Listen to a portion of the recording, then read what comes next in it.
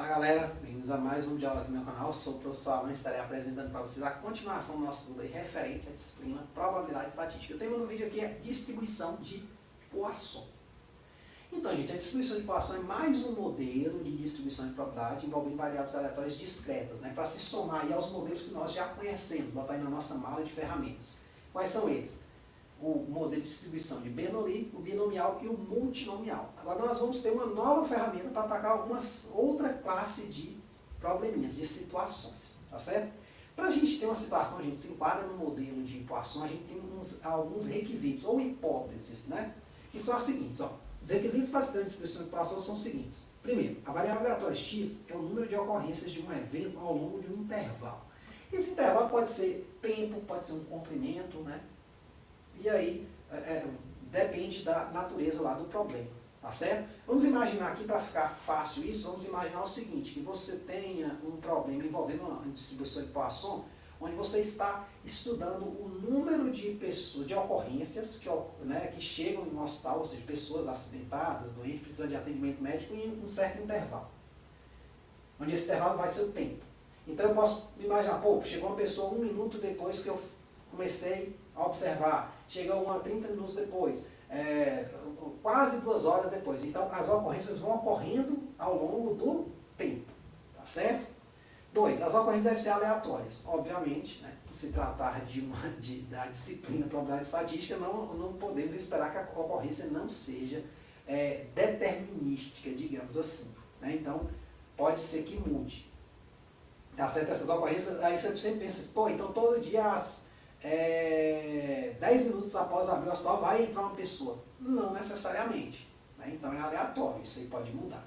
As ocorrências devem ser independentes umas das outras. Quer dizer o seguinte, se entrou um indivíduo precisando de atendimento, não tem nada a ver com outro indivíduo chegar depois dele, logo depois, ou muito tempo depois, não tem esse tipo de coisa. Então cada indivíduo que vai chegando ali para buscar atendimento não depende, né? Não tem nada a ver com os outros indivíduos que chegam ali. Entendeu? E 4, as ocorrências devem ser uniformemente distribuídas em intervalo em uso. Esse caso uniformemente distribuído está dizendo o seguinte, não vai haver aglomeração. Por exemplo, você abriu o hospital. Então você não espera um certo pico ali naquela abertura, nem em nenhum momento. E vamos imaginar que a gente está fazendo um estudo quando o hospital está ali regular, o atendimento regular. A gente quer fazer esse estudo, não quer envolver eventos atípicos. Pô, teve um acidente. Então no dia que teve um acidente, obviamente, nosso modelo não vai abarcar aquela situação. Mas no dia comum de atendimento normal, espera-se que as pessoas vão chegando, vamos imaginar que no nosso hospital as pessoas vão chegando ao longo do tempo, mas não há momentos de pico, digamos assim, né? Talvez o exemplo do hospital não fique tão bom, né? Mas a gente pode também restringir a um certo horário, né? A gente pode tirar o horário de pico e falar, olha, já que o horário de pico são às 12 da manhã, né, vamos começar a estudar de 1 às 5 da tarde, que é o atendimento mais regular. Então a gente pode enquadrar em alguns períodos, né, fazer algum estudo nesse sentido. Então, se essas condições puderem ser verificadas, nós teremos uma variável aleatória que a gente pode chamar de Poisson. Então, gente, aqui eu coloquei um resumo, né, das informações mais importantes. Então, a definição da variável Poisson é o seguinte, uma variável Poisson satisfaz as seguintes propriedades. A média dela é um parâmetro lambda, a média da variável aleatória x de Poisson é lambda, e a variância também é esse lambda. Cuidado, o seguinte, a gente costuma olhar média e desvio padrão, porque eles estão da mesma natureza. Então, se eu precisar somar essas coisas aqui, por exemplo, a média, mais ou menos, né, o desvio padrão, para a gente ter um intervalo, tipo a gente fez lá no exemplo da moeda, um slide aí atrás, numa aula atrás aí. Então, a gente tem que tomar cuidado que a gente tem que tirar a raiz quadrada desse valor. A variância, lembrando, a unidade dela é ao quadrado em relação à média. Mas, tudo bem, está aí as propriedades. E aí nós temos o seguinte, se x, né, seja x uma variável discreta que pode tomar os valores 0, 1, 2 e por aí vai, e cuja função de probabilidade é dada por isto aqui. O número de ocorrências, né, em um certo intervalo, é dado por lambda elevado a x, onde lambda é esse valor médio aqui, vezes e elevado a menos lambda, né, o mesmo lambda aqui, sobre x fatorial, que é o número de ocorrências, onde lambda é uma constante positiva. Essa média também, esses probleminhas aqui tem que ser positivo. Então, aqui eu já tenho uma fórmulazinha para calcular a probabilidade. Gente, tudo que eu estou colocando aqui pode ser demonstrado, né? Essa média, valer esse lambda, só que tem uma dificuldade aí com conta, que é o seguinte, a gente tem que usar a definição que a gente conhece. O que é a média? É o somatório xi vezes dxi. Então você tem que pegar cada xi vezes isso aqui e chegar nisso. Então assim, não é uma demonstração muito fácil como outras que eu tenho feito aí no canal. Mas quem tiver curiosidade pode estar pesquisando aí, vai achar aí fácil na internet. Se quiser eu também posso demonstrar, mas essa caixa é um pouco pesada, né? Então não impede esse tipo de coisa não. Mas a gente dá um jeito aí, tá certo? Se a procura for grande. Então, gente, para a gente entender bem isso aqui, já que eu não estou demonstrando, vou logo por exemplo, né? Então, ó, a probabilidade de um indivíduo acusar reação negativa à injeção de determinado soro é de 0,001 ou 0,1%. Multiplica por 100, você vai ter porcentagem. Sabendo tratar de uma variável aleatória de poação, pô, ele já me falou, né? Então ficou fácil, né? Determina a probabilidade de que em 2.000 indivíduos, letra A, exatamente 3 acusem reação negativa, letra B, mais de 2 acusem reação negativa. Então os problemas são bem tranquilos, né? O nosso intervalo aí, gente, é o que? São esses, né, indivíduos. Mas vamos lá.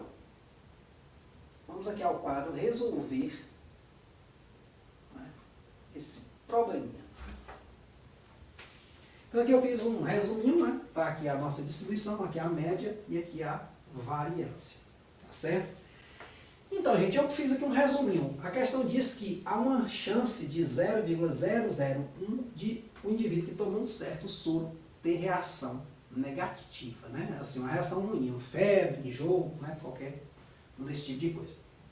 E aí ele foi aplicado numa população de 2.000 indivíduos. E aí foi feita a seguinte pergunta: qual a probabilidade de exatamente 3 acusarem reação negativa? Ou seja, ter uma reação que não seja a desejável. Olha, eu posso, né, nesse caso aqui, ó, olhando a minha fórmula, observando, é exatamente o número de ocorrências que eu quero nessas 2.000. Só que tem um problema. Eu tenho que entender aqui o que é a média. Onde é que está o lambda? Que pede aqui na questão. Então a primeira coisa que a gente tem que fazer ao resolver essa questão é determinar essa média. Porque eu estou falando, a população é 2.000, eu tenho 0,001 de chance. Então, a média nesse caso aqui vai ser o quê? Vai ser esse 0,001 vezes 2.000. Então, nesse caso, é esperado que, multiplicando aqui, que 2 indivíduos acusem reação negativa. Claro, pode ser que ninguém acuse, pode ser que um acuse, pode ser que os 3 que eu precisando acuse, pode ser que mais de 3 acuse, depende. Então, aqui é o teu lambda. Então, a primeira coisa que a gente tem que calcular nessas questões é o lambda. E aí a gente pode ir para os itens, né? Então, o que é P de x igual a 3? Aí a gente, na nossa formulazinha, é o quê? É 2 elevado a 3, que é 2, é o lambda elevado a x, vezes o E a menos, quem? Lambda, E elevado a menos 2, sobre o quê? 3 fatorial. Esse é aquele exponencialzinho, o neperiano, tá certo? Então, calculando isso aqui, gente, vai dar o quê? Então, perceba que não é uma forma muito intuitiva, né? Como, por exemplo, a distribuição binomial, né? Que era bem intuitiva. É uma forma um pouco mais complicada de se analisar. Então, aqui eu vou ter 8 vezes, né? Que é 2 ao cubo. Aqui eu vou botar aqui, ó. E elevado a menos 2, né? Menos 2.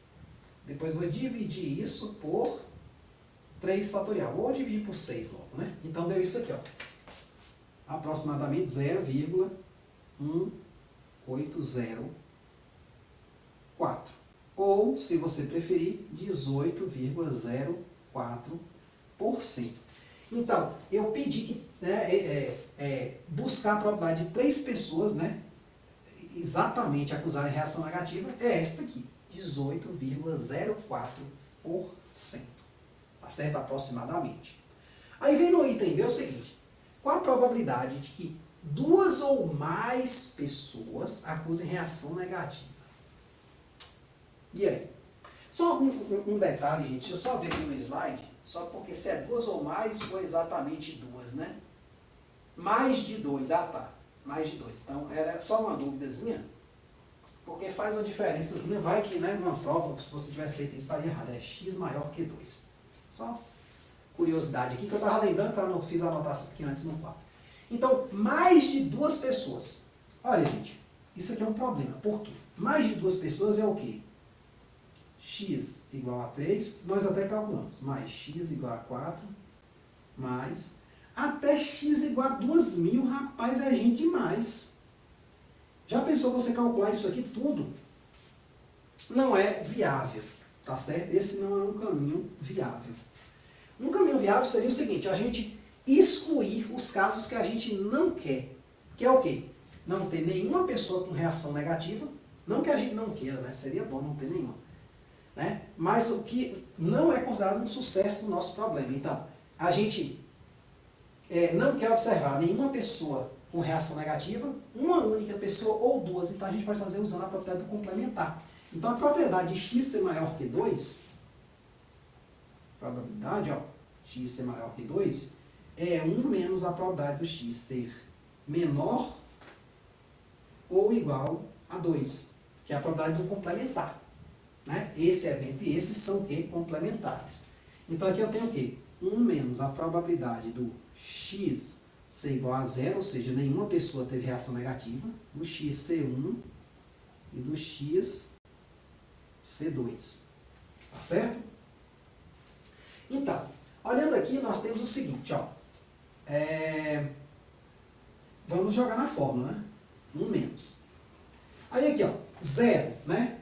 X igual a 0. Então, nesse caso, eu vou ter o quê? 2 elevado a 0, e elevado a menos 2 sobre 0 fatorial, mais x igual a 1. Então, vai entrar 1 aqui no lugar do 3. Ó, 2 elevado a 1, e elevado a menos 2 sobre 1 fatorial, mais 2 ao quadrado, né? E elevado a menos 2 sobre 2 fatorial. Se você olhar bem, gente, o e elevado a menos 2 eu posso pôr em evidência. Então, vai ficar isso aqui, ó, 1 menos. Aqui vai dar 1, que é 2 elevado a 0 sobre 0 fatorial, vai dar 1 sobre 1. Aqui, 2 elevado a 1 sobre 1 dá 2, mais 2 ao quadrado, 4 sobre 2 dá 2, vezes e a menos 2, porque ele está aqui, aqui, e aqui eu posso botar ele em evidência. Então, na verdade, isso aqui é o quê? É 1 menos 5 vezes e elevado a menos 2, né? 1 mais 2, 5, vezes e a menos 2. Então, calculando isso aí, ó, 1 menos 5 vezes exponencial aplicado em menos 2. Dá exatamente isso aqui, ó. Ou aproximadamente, né? 0, 3, 2, 3, 3 ou 32,33%. Ou seja, a chance de mais de duas pessoas acusarem reação negativa é de 32,33%. Tá certo? Então, tá aí.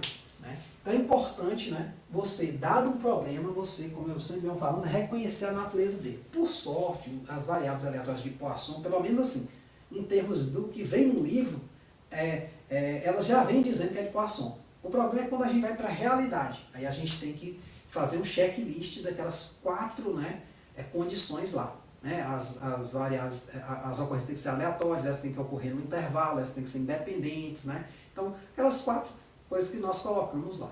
Tá certo? Então, vamos só aqui no slide, para a gente dar uma olhadinha se faltou alguma coisa para a gente comentar. Mas eu acredito que não. Então, primeiro, inicialmente, foi se achada a média. Né? Foi se achada a média de 2, pegando o número total, a minha população, e multiplicando pela, né, a probabilidade do soro dar alguma reação, acusar uma reação negativa, né? E achamos em média 2. Nessa população, em média, 2 pessoas né, teriam, né, essa reação. Só que a gente fala assim, em média, ou seja, é esperado que 2 pessoas tenham. Porém, pode ter menos, pode ter mais, como a gente está estudando probabilidades ali, né? Se não fosse sempre 2, né, não precisava ter probabilidade estatística, a média sempre ser verificada, né? Então, fazendo a primeira continha, nós achamos aproximadamente 0,18. Lá no quadro eu coloquei com mais uma casinha decimal, mas aí não tem problema. Né? Multiplicando por 100, você vai ter aproximadamente 18%. E de x ser maior que 2 foi usado que é a propriedade complementar. Que é o quê? Eu tirar os casos menores, porque se eu fosse somar todos os outros, eu teria a probabilidade de ser 3, 4, 5, 6, né? Até 2.000. Pô, ia ser inviável fazer isso, gente. E por incrível que pareça, iria dar esse valor aqui, viu? Se a gente não aproximasse muita coisa, a gente acha esse valor aqui, certo? Então é isso aí. Espero que tenham entendido, espero que tenham gostado. Muito obrigado, gente. Até a próxima.